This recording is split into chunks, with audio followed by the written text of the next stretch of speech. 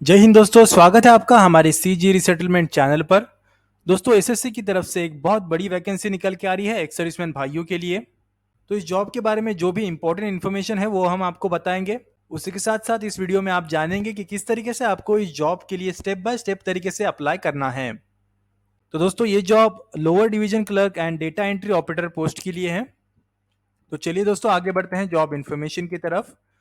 जैसे कि आप यहाँ पे देख सकते हो दोस्तों, ये गवर्नमेंट सेक्टर की जॉब है और इस जॉब के लिए आपको 19,000 से लेके 81,000 रुपीज पर मंथ की सैलरी दी जाएगी।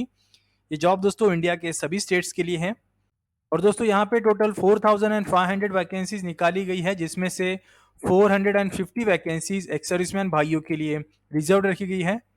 एज लिमिट की अगर हम यहाँ पे बात करें तो मैक्सिमम एज 27 ईयर्स रखा गया है। प्लस यहाँ पे एक्स सर्विसमैन भाइयों को एक्स्ट्रा एज रिलैक्सेशन भी गवर्नमेंट के रूल के अनुसार दिया जाएगा। इस जॉब के लिए अप्लाई करने के लिए लास्ट डेट 4 जनवरी 2023 रखा गया है और इसके लिए आपको ऑनलाइन ही अप्लाई करना पड़ेगा। यहाँ पे दोस्तों क्वालिफिकेशन में 12th पास की रिक्वायरमेंट बताई गई है। इस जॉब के लिए अप्लाई करने के लिए एक्स सर्विसमैन भाइयों से कोई भी एप्लीकेशन फ़ी नहीं ली जाएगी। और दोस्तों, इस जॉब के लिए आप ऑल ओवर इंडिया से अप्लाई कर पाओगे। चलिए दोस्तों, अब आगे बढ़ते हैं जॉब डिस्क्रिप्शन की तरफ। तो जैसे कि आप यहाँ पे देख सकते हो, मोड ऑफ सिलेक्शन में आपका जो सिलेक्शन होने वाला है इस जॉब के लिए, ये कंप्यूटर बेस्ड टेस्ट, उसी के साथ skill test and document verification के बेस पे होगा। साथ ही दोस्तों, एग्जामिनेशन डिटेल्स में अगर हम यहाँ पे देखेंगे तो आपकी जो एग्जाम है ये 2 टीयर में होगी। फर्स्ट ईयर में आपकी कंप्यूटर बेस्ड एग्जामिनेशन होगी, उसके लिए टोटल 100 क्वेश्चन होंगे, 1 आवर की ड्यूरेशन होगी। और इसके लिए सब्जेक्ट्स में English language, general intelligence, quantitative aptitude and general awareness, ये सब्जेक्ट्स होंगे। उसी के साथ आपकी टीयर 2 में जो एग्जामिनेशन होने वाली है उसके लिए 2 आवर्स एंड 15 मिनट्स की ड्यूरेशन होगी।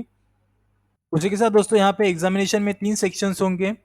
पहले सेक्शन में मॉड्यूल 1 में मैथमेटिकल एबिलिटी, उसी के साथ मॉड्यूल 2 में रीजनिंग एंड जनरल इंटेलिजेंस।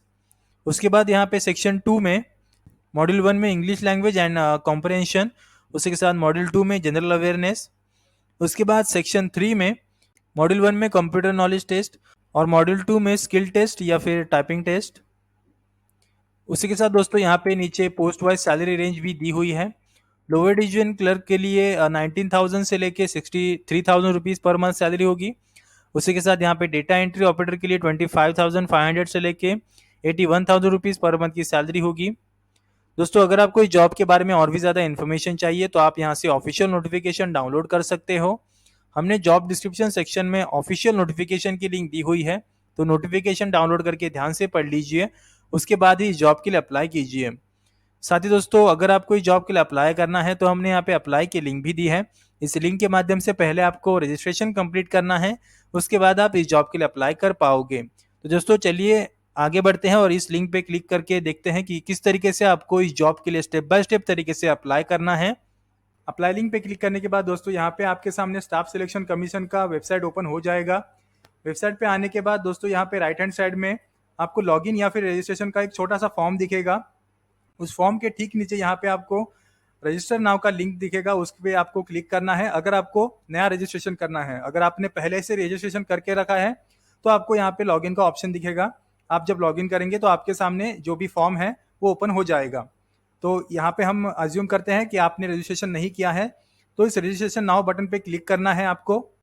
तो दोस्तों, यहाँ पे रजिस्ट्रेशन करने के लिए आपसे कुछ बेसिक इन्फॉर्मेशन पूछी जाएगी। पहले यहाँ पे आपको पूछा जाएगा do you have Aadhaar card. तो अगर आपके पास आधार कार्ड है तो आपको यहाँ पे येस पे क्लिक करना है। अगर आपके पास आधार कार्ड नहीं है या अदर कोई कारण है तो आपको यहाँ पे एक दूसरा आईडी सिलेक्ट करना पड़ेगा। जैसे कि आप यहाँ पे देख सकते हैं, ड्राइविंग लाइसेंस हो गया, एम्प्लॉयर आईडी हो गया या फिर पैन कार्ड हो गया, ऐसी कोई भी आप आईडी यहाँ पे सिलेक्ट कर सकते हैं। फिलहाल हम यहाँ पे आधार कार्ड पे येस क्लिक करते हैं। तो दोस्तों, यहाँ पे आपको आपका आधार कार्ड का नंबर डालना पड़ेगा। उसके बाद आपको यहाँ पे फिर से आपके आधार कार्ड का नंबर वेरीफाई करना पड़ेगा। यहाँ पे एक बात जान लीजिए दोस्तों, इस फॉर्म में जो भी आप इन्फॉर्मेशन डालेंगे वो आपको डबल डबल डालनी पड़ेगी, क्योंकि यहाँ पे आपसे कोई गलती ना हो जाए, इसलिए यहाँ पे एसएससी ने ऐसा फॉर्म बना के रखा है ताकि आप जो भी गलती करो वो तभी के तभी आपके पकड़ में आ जाए। तो यहाँ पे जो भी आप आधार कार्ड आपका नंबर डालेंगे वही आधार कार्ड नंबर आपको यहाँ पे डालना है। उसके बाद अगर हम नीचे चलेंगे तो आपको आपका यहाँ पे नाम डालना पड़ेगा। आपका जो भी नाम है दोस्तों, जो मैट्रिकुलेशन पे सर्टिफिकेट पे है वही नाम आपको सही सही डालना है। उसी नाम को फिर से यहाँ पे दोस्तों आपको वेरीफाई करना होगा। उसके बाद दोस्तों, यहाँ पे आपको आपके फादर का नाम डालना है। उसके बाद जो भी आपके फादर का नाम है वो यहाँ पे आपको वेरीफाई करना पड़ेगा। आपके मदर का नाम डाल के यहाँ पे भी आपको आपके मदर का नाम वेरीफाई करना पड़ेगा। उसके बाद दोस्तों यहाँ पे जो भी आपकी डेट ऑफ बर्थ है वो आपको यहाँ पे डालनी पड़ेगी। डेट ऑफ बर्थ वेरीफाई करने के बाद दोस्तों आपको यहाँ पे आपकी जो भी 10th क्लास में एजुकेशन बोर्ड था वो यहाँ पे आपको सिलेक्ट करना है। जैसे कि हमने यहाँ पे सीबीएसई सिलेक्ट कर लिया है। तो जैसे कि आप यहाँ पे देख सकते हैं, जो भी आप इन्फॉर्मेशन डालोगे वो आपको डबल डबल वेरीफाई करनी ही पड़ेगी। उसके बाद दोस्तों यहाँ पे आपको नीचे रोल नंबर डालना पड़ेगा। आपको आपके रोल नंबर को वेरीफाई करना पड़ेगा, फिर से आपको यहाँ पे फिलअप करना पड़ेगा। आपने जो भी पासिंग ईयर है आपका वो भी यहाँ पे आपको डालना पड़ेगा। आपके पासिंग ईयर को फिर से आपको यहाँ पे वेरीफाई करना पड़ेगा।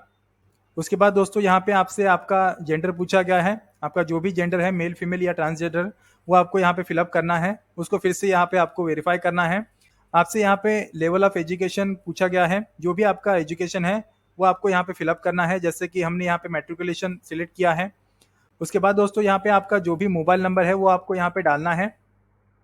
मोबाइल नंबर डालने के बाद मोबाइल नंबर को भी आपको फिर से यहाँ पे वेरीफाई करना पड़ेगा। उसके बाद दोस्तों यहाँ पे हम अपना ईमेल आईडी डालेंगे। ईमेल आईडी को भी आपको फिर से यहाँ पे वेरीफाई करना पड़ेगा। उसके बाद दोस्तों यहाँ पे आपका जो भी स्टेट या फिर यूटी ऑफ परमानेंट एड्रेस है वो यहाँ पे पूछा गया है। उसको यहाँ पे जो भी आपका स्टेट है वो यहाँ से आपको सिलेक्ट करना है। स्टेट सिलेक्ट करने के बाद दोस्तों यहाँ पे आपको सिंपली सेव पे क्लिक कर देना है। सेव करने के बाद दोस्तों जो आपका फर्स्ट प्रोसेस है रजिस्ट्रेशन का वो कंप्लीट हो जाएगा। आपको यहाँ पे एक रजिस्ट्रेशन नंबर मिल जाएगा और साथ में एक ओटीपी आपके ईमेल एड्रेस पे आएगी। वो ओटीपी आपको बाद में वेरीफाई करनी पड़ेगी। उसके बाद दोस्तों जब आप एसएससी में पहली बार लॉगिन करेंगे तो आपको आपका जो पासवर्ड है वो यहाँ पे आपको चेंज करना पड़ेगा। और सबसे पहले यहाँ पे आपको जो आपके मेल आईडी पे पहले पासवर्ड मिला था वो पहला ओल्ड पासवर्ड यहाँ पे आपको डालना है। उसके बाद दोस्तों यहाँ पे आपको आपका नया पासवर्ड डालना पड़ेगा। दोस्तों आपके नए पासवर्ड में ध्यान रखिए, एक कैपिटल लेटर होना चाहिए, एक नंबर होना चाहिए, एक कोई स्पेशल कैरेक्टर होना चाहिए और आपका जो पासवर्ड है वो कम से कम 8 कैरेक्टर्स का होना चाहिए। पासवर्ड के उन रिक्वायरमेंट के अकॉर्डिंग जब आप आपका पासवर्ड बनाएंगे तभी आपका पासवर्ड सक्सेसफुली चेंज होगा और उसके बाद आपके सामने ये आपको स्क्रीन दिखाई देगी। उसके बाद सिंपली यहाँ पे दोस्तों आपको क्लोज पे क्लिक कर देना है। क्लोज करने के बाद दोस्तों आपको आपके न्यू पासवर्ड के साथ आपके रजिस्ट्रेशन नंबर के साथ आपको फिर से एसएससी में लॉगिन करना होगा। एसएससी में लॉगिन करने के बाद आपको फिर से यहाँ पे जो आपका रजिस्ट्रेशन का फॉर्म है उसके दूसरे पेज पे एडिशनल एंड कॉन्टैक्ट डिटेल्स के पेज पे आपको रिडायरेक्ट किया जाएगा। दूसरे पेज पे आप यहाँ पे देख सकते हो दोस्तों, यहाँ पे आपको आपकी कास्ट, आपकी कैटेगरी यहाँ पे सिलेक्ट करनी होगी। ओबीसी, ईडब्ल्यूएस, जनरल, एससी या एसटी, जो भी आपकी कैटेगरी है वो आपको सिलेक्ट करनी होगी और फिर से यहाँ पे वेरीफाई करनी होगी। उसके बाद दोस्तों आपको यहाँ पे आपकी नेशनैलिटी सिलेक्ट करनी होगी, जो भी आपकी नेशनैलिटी है। यूजुअली आपकी नेशनैलिटी सिटीजन ऑफ इंडिया होगी। अगर आप नेपाल से, अगर आप भूटान से है तो भी आप आपकी नेशनैलिटी सिलेक्ट यहाँ पे कर सकते हो। उसके बाद दोस्तों यहाँ पे आइडेंटिटी मार्क्स में आपके चेहरे पर या शरीर पर जो भी निशान है वो आपको क्या क्या निशान है वो यहाँ पे आपको लिखने पड़ेंगे। उसके बाद दोस्तों यहाँ पे आपसे पूछा गया है कि क्या आप एक डिसेबल्ड पर्सन हो। तो दोस्तों आपको आपके आंसर के अकॉर्डिंग यहाँ पे येस या नो पर सिलेक्ट करना है। दोस्तों आप यहाँ पे अगर येस सिलेक्ट करते हैं तो आपकी जो डिसेबिलिटी की टाइप है वो आपको यहाँ पे सिलेक्ट करनी होगी। उसके बाद दोस्तों अगर आप एक डिसेबल्ड हो तो आपको आपकी डिसेबिलिटी का सर्टिफिकेट नंबर यहाँ पे देना होगा। दोस्तों उसके बाद आप यहाँ पे देख सकते हो, आपको यहाँ पे आपका जो परमानेंट एड्रेस है वो यहाँ पे डालना पड़ेगा। उसके बाद आपकी जो भी स्टेट्स है वो स्टेट यहाँ पे आपको सिलेक्ट करनी पड़ेगी। स्टेट सिलेक्ट करने के बाद दोस्तों आपकी जो भी यहाँ पे डिस्ट्रिक्ट है वो डिस्ट्रिक्ट यहाँ से आपको सिलेक्ट करनी होगी। उसके बाद आपको यहाँ पे आपका पिन कोड डालना पड़ेगा। उसके बाद दोस्तों आपसे यहाँ पे पूछा गया है कि क्या आपका प्रेजेंट एड्रेस और परमानेंट एड्रेस दोनों सेम है। अगर दोनों एड्रेस सेम है तो आपको यहाँ पे येस पे क्लिक कर देना है। अगर आपके दोनों एड्रेस सेम नहीं है तो आपको यहाँ पे नो पे क्लिक करके आपका दूसरा प्रेजेंट एड्रेस डालना पड़ेगा। ये डिटेल्स फिलअप करने के बाद दोस्तों आपको सिंपली यहाँ पे सेव बटन पे क्लिक कर देना है। उसके बाद दोस्तों जैसे ही आप सेव बटन पे क्लिक करते हो तो आपके सामने ये डिक्लेरेशन ओपन हो जाएगा। डिक्लेरेशन में यहाँ पे दोस्तों आपको आई एग्री पर क्लिक कर देना है। उसके बाद दोस्तों आपको यहाँ पे सिंपली फाइनल सबमिट बटन पे क्लिक कर देना है। इसके बाद दोस्तों आपका जो लास्ट ऑप्शन है वो है ओटीपी का। तो दोस्तों जब आप फाइनल सबमिट बटन पे क्लिक करते हो तो आपके मोबाइल पे या फिर ईमेल एड्रेस पे दोनों में से किसी एक कॉन्टैक्ट पे ओटीपी जाता है। उस ओटीपी को यहाँ पे आपको डालना पड़ेगा। ओटीपी को डालने के बाद यहाँ पे जो कैप्चा है उस कैप्चा में आपको जो भी कैरेक्टर है उसको डाल के यहाँ पे सबमिट बटन पे क्लिक कर देना है। उसके बाद दोस्तों आप यहाँ पे देख सकते हैं आपका जो रजिस्ट्रेशन प्रोसेस है वो कंप्लीट हो चुका है। तो दोस्तों अभी यहाँ पे आपको 4 ऑप्शंस दिखेंगे, जैसे कि latest notification, application history, modify registration, result and marks. तो दोस्तों अगर आपको आपकी एप्लीकेशन हिस्ट्री चेक करनी है तो यहाँ पे आपको इस टैब पे जाना पड़ेगा। उसके बाद दोस्तों अगर आपको आपके रजिस्ट्रेशन में कोई मॉडिफिकेशन करना है तो आप इस टैब पे जा सकते हो। यहाँ पे एक बात ध्यान में रखिए दोस्तों कि आपका जो भी रजिस्ट्रेशन है, अगर आप फर्स्ट टाइम रजिस्ट्रेशन करते हो तो आपको 2 बार ही मॉडिफिकेशन का चांस मिल सकता है। उसके बाद दोस्तों यहाँ पे आपको लेटेस्ट नोटिफिकेशन के टैब पे क्लिक करना है। तो जैसे ही आप लेटेस्ट नोटिफिकेशन के टैब पे क्लिक करोगे तो आपके सामने combined higher secondary 10+2 level examination का जो नोटिफिकेशन है वो यहाँ पे आपको दिखाई देगा।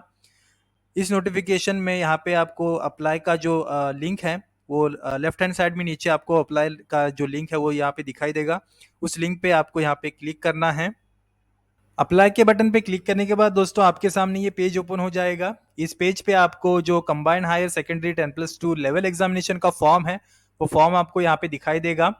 इस फॉर्म पे दोस्तों आपकी जो डिटेल्स हैं वो पहले से ही आपको यहाँ पे फिलअप मिलेंगी, क्योंकि रजिस्ट्रेशन करते टाइम आपने पहले से ही ये आपकी डिटेल्स दी हुई थी।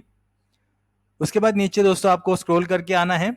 स्क्रॉल करने के बाद नीचे 15वां पॉइंट आपको यहाँ पे दिखाई दे रहा होगा एग्जामिनेशन सेंटर्स का। तो यहाँ पे एग्जामिनेशन सेंटर्स में आपके जो 3 एग्जामिनेशन सेंटर्स है कोई भी आपको यहाँ पे सिलेक्ट करने हैं जो आप चूज करना चाहो। उसके बाद नीचे यहाँ पे आपसे पूछा गया है कि मीडियम ऑफ टाइपिंग टेस्ट, यानी कि आपका टाइपिंग टेस्ट का मीडियम कौन सा है, इंग्लिश या हिंदी, वो आपको यहाँ पे सिलेक्ट करना होगा। उसके बाद दोस्तों यहाँ पे नीचे आपसे पूछा गया है कि आपने अगर आपने साइंस बैकग्राउंड से मैथमेटिक्स सब्जेक्ट के साथ 12th स्टैंडर्ड की है तो यहाँ पे यस करना है, अगर नहीं तो आपको नो करना है। उसके बाद दोस्तों यहाँ पे नीचे आपसे पूछा गया है कि क्या आप एक एक्स सर्विसमैन हो, तो आपको यहाँ पे यस करना होगा। उसके बाद दोस्तों यहाँ पे आपको पूछा गया है कि आपकी जो ज्वाइनिंग डेट है आर्म फोर्सेस से, वो ज्वाइनिंग डेट क्या है, वो ज्वाइनिंग डेट आपको यहाँ पे डालनी होगी। उसके बाद नीचे यहाँ पे आपको आपकी जो डिस्चार्ज डेट है, यानी कि जो आपकी रिटायरमेंट की डेट है, वो यहाँ पे आपको डालनी पड़ेगी। उसके बाद ऑटोमेटिकली दोस्तों यहाँ पे आ जाएगा कि आपने कितने साल सर्विस की है। लेंथ ऑफ सर्विस के बाद दोस्तों यहाँ पे आपसे पूछा गया है कि have you already joined a civil post by availing benefit of reservation for ex serviceman, यानी एक्स सर्विसमैन का रिजर्वेशन का बेनिफिट लेके आपने ऑलरेडी कोई सिविल पोस्ट यानी कोई जॉब लिया है। अगर आपने एक्स सर्विसमैन की रिजर्वेशन पे पहले कभी कोई जॉब ली है तो यहाँ पे आपको येस करना होगा, अन्यथा आपको यहाँ पे नो करना होगा। उसके बाद नीचे दोस्तों आपसे यहाँ पे पूछा गया है कि वेदर सीकिंग एज रिलैक्सेशन, यानी कि आपको क्या एज रिलैक्सेशन की ज़रूरत है। तो अगर आपको एज रिलैक्सेशन चाहिए तो आपको यहाँ पे येस करना होगा, अगर नहीं चाहिए तो आपको यहाँ पे नो करना होगा। दोस्तों अगर आप एज रिलैक्सेशन चाहते हो तो यहाँ से आपका एज रिलैक्सेशन कोड नीचे आपको सिलेक्ट करना होगा। तो यहाँ पे हमने 06 एक्स सर्विसमैन अनरिजर्व्ड ओबीसी करके यहाँ पे सिलेक्ट किया है। उसके बाद दोस्तों यहाँ पे आपको आपका हाईएस्ट एजुकेशन क्वालिफिकेशन पूछा गया है। तो यहाँ पे हमने इंटरमीडिएट हायर सेकेंडरी 10+2 सिलेक्ट किया है। उसके बाद दोस्तों यहाँ पे details of qualifying education qualification आपको यहाँ पे डालना है, 12th स्टैंडर्ड सिलेक्ट करना है। उसके बाद दोस्तों यहाँ पे नीचे आपसे स्टेटस पूछा गया है कि आप 12th स्टैंडर्ड में पास आउट हो या फिर अपीयरिंग हो। तो ऑब्वियसली आप पास आउट होंगे तो यहाँ पे आपको पास सिलेक्ट करना है। उसके बाद यहाँ पे आपसे आपका पासिंग ईयर पूछा गया है। पासिंग ईयर के बाद दोस्तों यहाँ पे आपको आपका स्टेट यूटी ऑफ बोर्ड या फिर यूनिवर्सिटी पूछा गया है। तो हमने यहाँ पे हमारा स्टेट सिलेक्ट किया है। उसके बाद यहाँ पे आपका जो नेम ऑफ बोर्ड है वो बोर्ड का नाम आपको यहाँ से सिलेक्ट करना होगा। उसके बाद यहाँ पे आगे आपको आपका रोल नंबर और जो भी परसेंटेज आपको एग्जामिनेशन में मिले थे वो परसेंटेज आपको यहाँ पे डालने पड़ेंगे। उसके बाद दोस्तों यहाँ पे नीचे आपसे पूछा गया है कि do you want to make your personal information available for accessing job opportunity in terms of DOPT, यानी कि डीओपीटी की वेबसाइट पे क्या आप अपनी पर्सनल इन्फॉर्मेशन शो करना चाहते हो। या यहाँ पे दोस्तों अगर आप येस भी करते हो तो आपको आगे इसका कोई भी प्रॉब्लम नहीं आएगा, इसलिए हम यहाँ पे इसको येस ही रहने देंगे। इसके बाद दोस्तों आपको सिंपली स्क्रॉल करके नीचे आना है और यहाँ पे आपको फोटोग्राफ एंड सिग्नेचर अपलोड करने होंगे। तो दोस्तों यहाँ पे जो साइज मांगी गई है उसी साइज के अनुसार आपको जो भी आपकी फोटो की इमेज और आपकी सिग्नेचर की इमेज है वो यहाँ पे आपको अपलोड करनी पड़ेगी। उसके बाद दोस्तों यहाँ पे आपसे पूछा गया है कि क्या आपकी ये फोटो 27 जुलाई 2022 के बाद की है। तो यहाँ पे आपको यस पे क्लिक करना है। उसके बाद दोस्तों आपको सिंपली नीचे आना है। नीचे आपको यहाँ पे एग्री पे क्लिक कर देना है। एग्री पे क्लिक करने के बाद ये जो कैप्चा दिया है उस कैप्चा को आपको ध्यान से यहाँ पे डालना है। कैप्चा डालने के बाद दोस्तों यहाँ पे नीचे आपको सिंपली प्रीव्यू बटन पे क्लिक कर देना है। प्रीव्यू बटन पे क्लिक करने के बाद दोस्तों अगर आपको लगता है कि आपने कोई गलती करी है तो आप यहाँ से एडिट एंड मॉडिफाई बटन पे क्लिक करके वो गलती सुधार सकते हैं। अगर आपको लगता है कि आपने कोई भी गलती नहीं करी है तो यहाँ पे आपको सबमिट बटन पे क्लिक करना है और उसके बाद आपको ओके पे क्लिक कर देना है। ओके बटन पे क्लिक करने के बाद दोस्तों यहाँ पे और एक पॉपअप ओपन हो जाएगा। इस पॉपअप पे दोस्तों आपको एप्लीकेशन फ़ी के पेमेंट के लिए पूछा जाएगा, तो सिंपली यहाँ पे आपको यस बटन पे क्लिक कर देना है। इसके बाद दोस्तों यहाँ पे आप देख सकते हैं यस बटन पे क्लिक करने के बाद आप ऑनलाइन या ऑफलाइन किसी भी तरीके से आप यहाँ से पेमेंट कर सकते हैं। दोस्तों यहाँ पे ज़्यादातर लोग ऑनलाइन मेथड से ही पेमेंट करना पसंद करते हैं, क्योंकि ऑनलाइन मेथड बहुत ही सिंपल और फास्ट होती है। तो दोस्तों यहाँ पे आपको ऑनलाइन का ऑप्शन सिलेक्ट करके सबमिट बटन पे क्लिक कर देना है। सबमिट बटन पे क्लिक करने के बाद दोस्तों जिस भी ऑनलाइन मेथड से आप पेमेंट करना चाहेंगे वो ऑप्शंस आपके सामने ओपन हो जाएंगे। तो दोस्तों आप आपके अकॉर्डिंग जो भी ऑप्शन सिलेक्ट करना चाहे वो ऑप्शन सिलेक्ट कर सकते हैं पेमेंट का, और उसके बाद आप पेमेंट कर सकते हैं। पेमेंट करने के बाद दोस्तों अगर आपको आपके पेमेंट का स्टेटस जानना है तो आप यहाँ से पेमेंट का स्टेटस भी जान सकते हैं। अगर आपको आपके एप्लीकेशन फॉर्म का प्रिंट आउट लेना है तो आप यहाँ से प्रिंट आउट भी ले सकते हैं। यहाँ से दोस्तों अगर आपको आपके एप्लीकेशन का स्टेटस जानना है तो आप यहाँ से एप्लीकेशन का स्टेटस भी जान सकते हैं। तो दोस्तों इसी तरीके से आपको staff selection commission SSC CHSL के lower division clerk and data entry operator post के लिए अप्लाई करना है। तो दोस्तों ऐसी कई जॉब्स के बारे में रेगुलर अपडेट्स पाने के लिए हमारा एंड्रॉयड ऐप डाउनलोड कीजिए और हमारे यूट्यूब चैनल को सब्सक्राइब कीजिए, लाइक कीजिए, कमेंट कीजिए और अपने दोस्तों के साथ भी शेयर कीजिए, ताकि आपको एक सर्विसमैन से जुड़ी सारी जॉब और न्यूज़ की अपडेट्स रेगुलर बेसिस पे मिलती रहे।